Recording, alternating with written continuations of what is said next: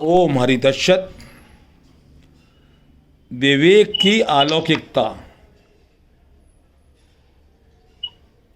विवेक अलौकिक तत्व है।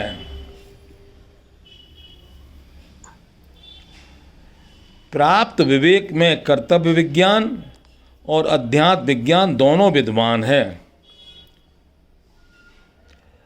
कर्तव्य विज्ञान के द्वारा प्राणी सुंदर समाज का निर्माण कर सकता है और अध्यात्म विज्ञान के द्वारा अनंत नित्य चिन्मय जीवन से अभिन्न हो सकता है। प्राणी को यह साधन निष्ठ होने के लिए ही मिला है। विवेक किस लिए मिला है? साधन निष्ठ होने के लिए मिला है। समस्त साधन दो भागों में विभाजित है।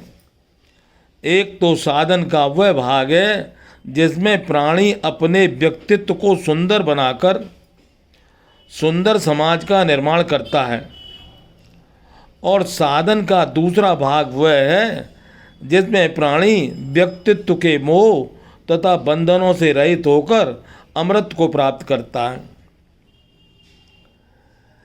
विवेक किसी कर्म का फल नहीं है, क्योंकि कर्म अनुष्ठान के लिए विवेक, सामर्थ्य और प्राकृतिक वस्तुओं की आवश्यकता होती है। इस दृष्टि से कर्म विवेक का कार्य है, कारण नहीं।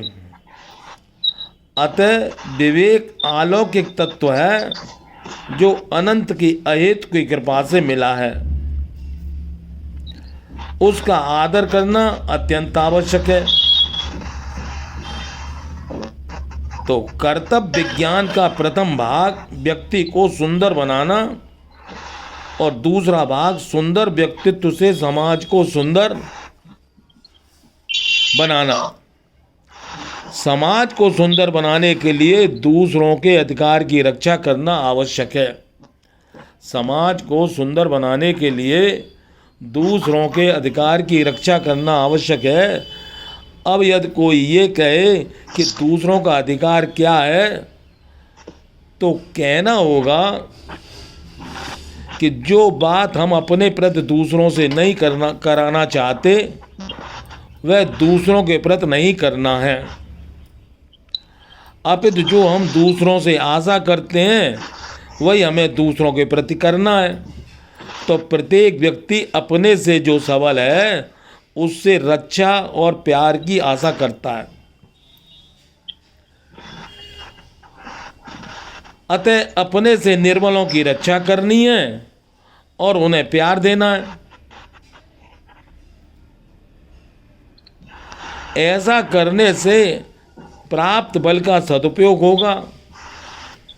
बल के सदुपयोग से बल को वृद्धि होती है, क्योंकि कर्म विज्ञान की दृष्टि से जो दूसरों के प्रति किया जाता है वही प्रकृति के नियम के अनुसार कई गुना होकर अपने प्रति होता है। इस दृष्टि से बल के सदुपयोग में बल का विकास और दुरुपयोग में उसका ह्रास निहित है। कर्तव्य विज्ञान बल के सदुपयोग की प्रेरणा नहीं देता।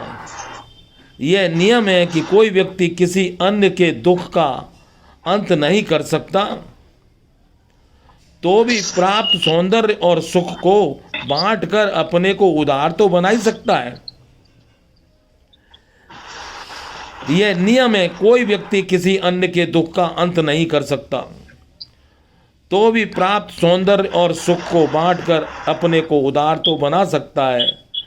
ये अवश्य है कि समस्त विश्व मिलकर भी किसी एक व्यक्ति के दुख का नितांत अभाव नहीं कर सकता। फिर किसी व्यक्ति के द्वारा किसी व्यक्ति के दुख का सर्वथा अंत हो सके, यह कैसे संभव है?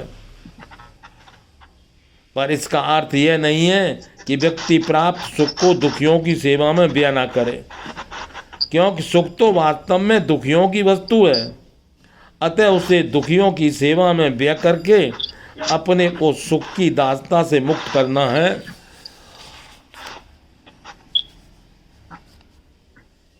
और मुक्त होते ही प्राणी सब प्रकार के अभाव का अभाव करने की लालसा स्वतः जागृत होती है। बस हमें मुक्ति मिली नहीं तो हमारे जीवन किसी प्रकार का अभाव नहीं रहता। उस लालसा की पूर्ति के लिए अध्यात्म विज्ञान की आवश्यकता है। हमको सत्संग की क्या क्या ज़रूरत है?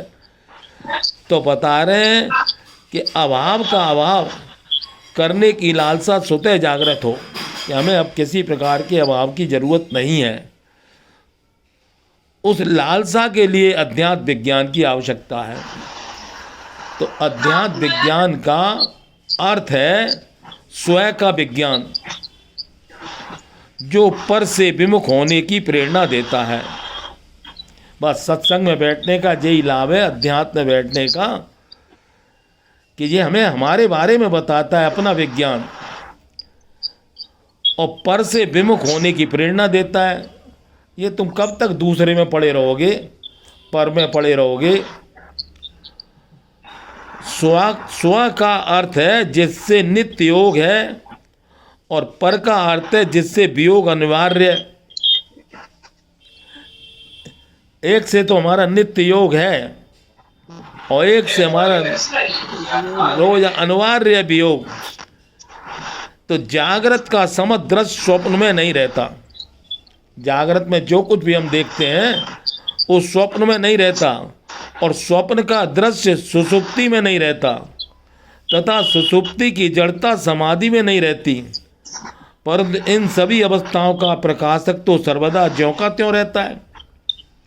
जो इनको देखने वाला है वो तो ज्यों का त्यों रहता है। इस दृष्टि से सभी वस्तु अवस्था एवं परिस्थितियों से अतीत का योग ही नित्य योग है।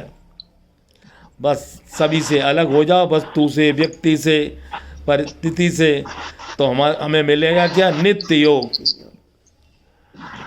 जागृत, स्वप्न, सुषुप्ति, इन तीन अवस्थाओं का ज्ञान तो प्राय प्रत्येक व्यक्ति को है ही।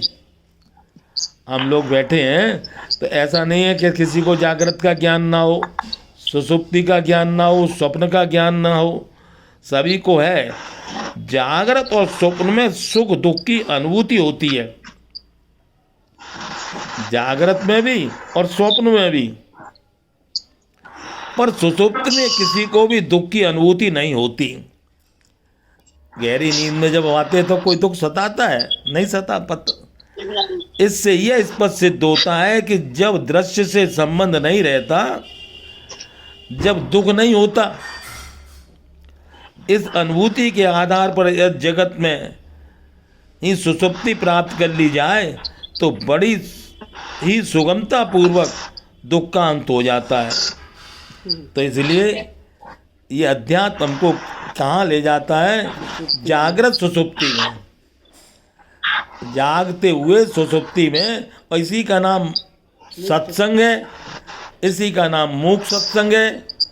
जागृति में सुषुप्तिवत। जागृत में सुषुप्ति प्राप्त करने के लिए वर्तमान कार्य को सुंदरता पूर्वक शक्ति लगाकर पवित्र भाव से करना है। जागृत में सुषुप्ति कैसे हो सकती है कि जब कोई काम आवे तो उसे मन लगाकर करें। कार्य का अंत होते ही अपने को सब ओर से हटा लेना है। जब हमारा काम हो गया अब उधर से हटा लेना है, और किसी कार्य का चिंतन नहीं करना है। हमें आदत पड़ गई है कार्य की चिंतन की, इसलिए किसी प्रकार का हमको चिंतन नहीं करना है। बस ऐसा होते ही जागृत सुषुप्ति हो जाएगी। जागृत में सुषुप्ति प्राप्त करने के लिए वर्तमान कार्य को सुंदरता पूर्वक शक्ति लगाकर पवित्र भाव से करना है। कार्य का अंत होते ही अपने को सब ओर से हटा लेना है और किसी भी कार्य का चिंतन नहीं करना है। बस ऐसा होते ही जागृत सुषुप्ति हो जाएगी, जो वास्तव में समाधि है। समाधि और सुषुप्ति में अंतर केवल इतना ही है कि सुषुप्ति में जड़ता है किंतु समाधि में जड़ता नहीं है।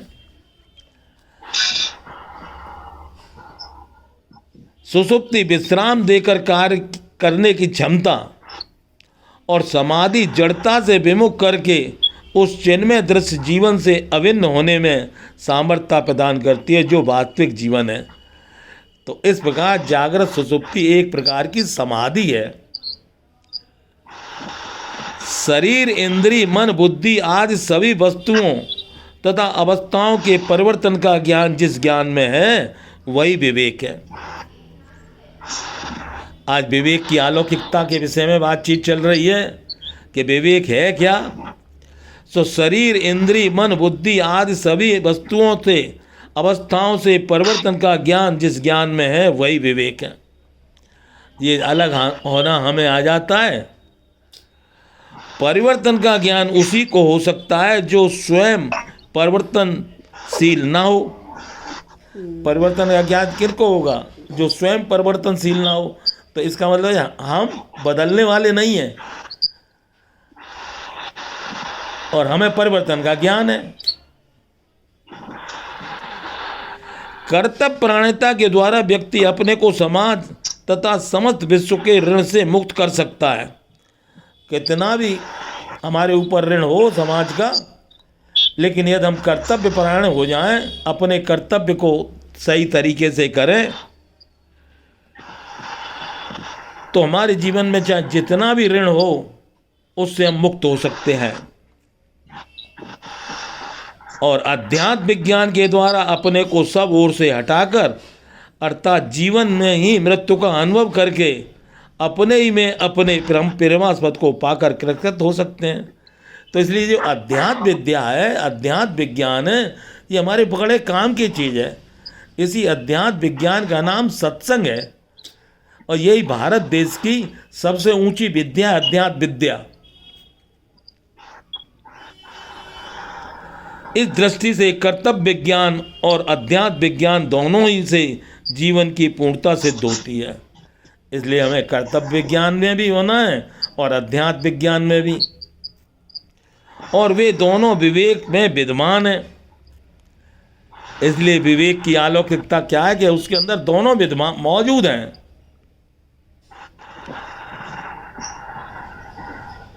विवेक और सामर्थ्य उस अनंत की देन है।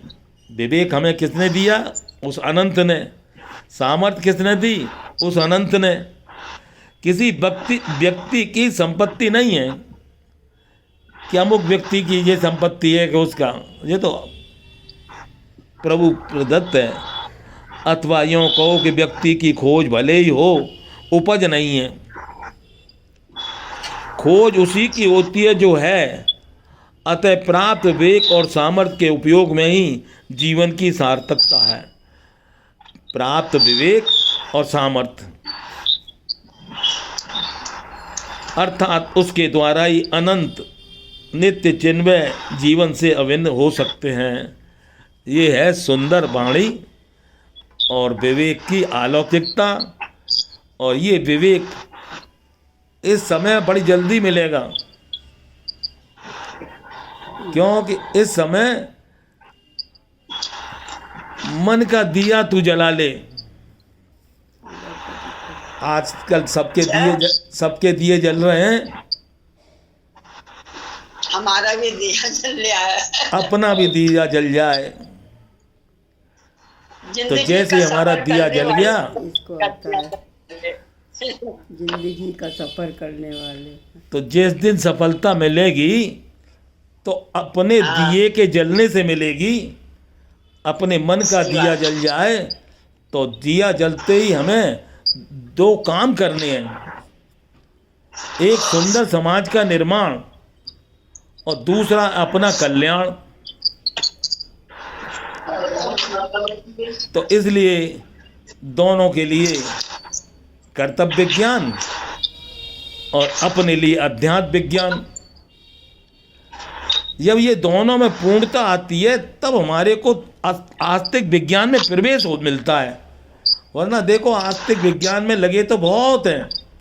आजकल कितनी पूजा पाठ भरी पड़ी है, कितना लोग पूजा पाठ कर रहे हैं, यानी अध्यात्म में आस्तिक विज्ञान में जा रहे हैं।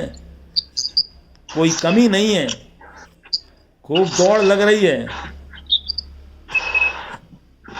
अब बनारस में मंदिर में पहले 1 लाख आदमी दर्शन कर पाता था पतली गलियों से। अब एक दिन में 12-12 लाख आदमी दर्शन कर सकते हैं। तो आस्तिक विज्ञान की काफ़ी वृद्धि हो रही, खूब बढ़ रहा है। लेकिन ये जब तक कर्तव्य विज्ञान जीवन में प्रखर नहीं होगा, तब तक हमारा सुंदर समाज का निर्माण नहीं होगा। और जब तक अध्यात्म विज्ञान हमारे जीवन में नहीं आएगा तो अपना कल्याण नहीं होगा। और यदि ये दोनों हो जाएंगे तो आस्तिक विज्ञान हमारे लिए तैयार बैठा हुआ है। परमात्मा के द्वार तो हमारे लिए हमेशा खुले हुए हैं। परमात्मा ने हमारे लिए दरवाज़ा खोल रखा है कि तुम चाहे जब आओ, तुम्हारे लिए कोई दरवाज़ा बंद नहीं है। लेकिन दरवाजे से दरवाजे में होकर जाना। पहले दरवाज़ा है कर्तव्य विज्ञान का, क्योंकि जब तक हम ऋणी हैं तो हम क्या कर पाएंगे। यदि हम समाज के, परिवार के ऋणी हैं तो उससे हमको कैसे लाभ होगा। पहले ऋण चुकाएं ना, वो केवल कर्तव्य के ही द्वारा चुक सकता है। तो इधर ऋण से मुक्त हुए तो स्वाधीन हुए। स्वाधीन होते ही हमें अध्यात्म विज्ञान मिल गया। तो अध्यात्म विज्ञान ने हमको बताया भैया अपना विकास कैसे हो सकता है। तो अपना विकास तो केवल एक विद्या है, उस विद्या का नाम है अध्यात्म विद्या। उस अध्यात्म विद्या के द्वारा हम दोनों से ऊपर हो जाएं, कर्तव्य से भी और अध्यात्म से भी। जब दो से ऊपर उठते हैं तो हमारा प्रवेश हो जाता है आस्तिक विज्ञान में। तो आस्तिक विज्ञान में सब कुछ उन्हीं का है। आस्थावान साधक जो होता है वो कहता है सब कुछ उन्हीं का, बल भी उन्हीं का, ज्ञान भी उनका और आस्था का तत्व भी उनका। तो जब मुझे पता चल सब कुछ उनका तो फिर अपना कुछ नहीं। जब तक हमारा अपना कुछ नहीं है तभी तक हम हल्के नहीं हो रहे हैं। हमने अपना बहुत कुछ मान रखा है, हैं? अपना इतना कुछ मान रखा है जितना है उससे तो मुक्त नहीं हो रहे हैं। और नया लाना है क्योंकि यहाँ धनतेरस है। तो अब की भगवान ने बड़ी कृपा की, 2-2 दिन धनतेरस कर दी। 2-2 दिन धनतेरस। तो आज मंजू के घर में तो चौकी पहुंच गई है। क्यों मंजू? अपने देख ली। कोई ना कोई खरीदारी जरूर हो रही है। हाँ, कल भी मना ली, आज भी मना ली। 2-2 दिन है ना। हाँ। तो इसलिए 2 काम करो। पहला तो अपना ऋण से मुक्त हो कर्तव्य विज्ञान के द्वारा, और दूसरा अध्यात्म विज्ञान के द्वारा स्वाधीन बन जाओ। अब अपने को अपने लिए कुछ नहीं चाहिए। सही बात है। अरे भाई नई पीढ़ी आएगी, नई पीढ़ी के लिए नई चौकी आएगी, तुम्हारे लिए थोड़ी ना आई है मंजू। नहीं। जो लाया है उसके लिए है। हाँ, हमें तो देख के खुशी होती है बस। और हमें तुम्हें देख के खुशी होती है।